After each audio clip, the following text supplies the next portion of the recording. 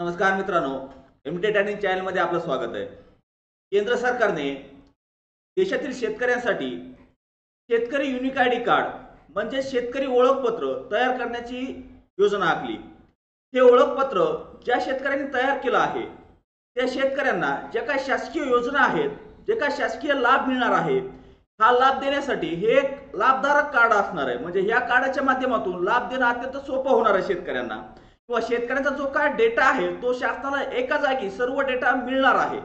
त्यामुळे शेतकऱ्यांसाठी नवीन उपक्रम राबवेल, ज्या का नवीन योजना राबवेल, या योजनांचा लाभ तात्काळ व सहज सोप्या पद्धतीने देण्यासाठी हे शेतकरी कार्ड प्रत्येक शेतकऱ्याने काढणे आवश्यक आहे.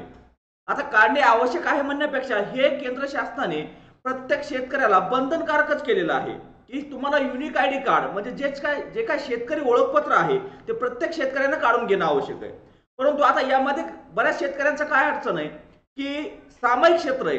ते सामायिक क्षेत्रामध्ये जे काही शेतकरी आहेत त्या शेतकऱ्यांनी काय करायचं, त्यांनी ओळखपत्र काढायचं का किंवा ओळखपत्र काढायचं नाही का, अशा जे काय आपल्या मनातील प्रश्न आहेत त्या सर्व प्रश्नांची माहिती या व्हिडिओच्या माध्यमातून आपण जाणून घेणार आहोत.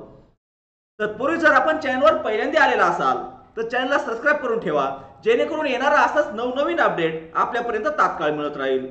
तर चला विलंब न करता ज्यासाठी आपण व्हिडिओ बनवतोय त्याची सविस्तर माहिती घेण्याचा प्रयत्न करू. आता ॲग्रिस्टॅक जे काय आहे, जे काय ओळखपत्र आहे शेतकरी ओळखपत्र, त्याबद्दल जी काय माहिती आहे ती आधीच आपण व्हिडिओच्या माध्यमातून दिलेली आहे. त्यामुळे या व्हिडिओच्या माध्यमातून आपण त्याबद्दल कसल्याही प्रकारची चर्चा करणार नाही आहोत. फक्त आपण जे काही सामायिक खातेदार आहेत, आता वैयक्तिक खातेदारांची जी काय अडचण आहे किंवा वैयक्तिक खातेदारांना कसं कार्ड काढायचं याची सर्व माहिती आपण या आधीच घेतलेली आहे. आता फक्त सामायिक खातेदारांनी कार्ड काढावं का, तर हो, सामायिक खातेदारांनी प्रत्येक सामायिक खातेदाराने आपलं जे काय शेतकरी ओळखपत्र आहे ते काढणं आवश्यक आहे. आता हे काढताना जेवढे सामायिक खातेदार असतील त्या सर्व खातेदारांना त्या ठिकाणी त्या गट नंबरमध्ये आपलं नाव दाखवलं जातं.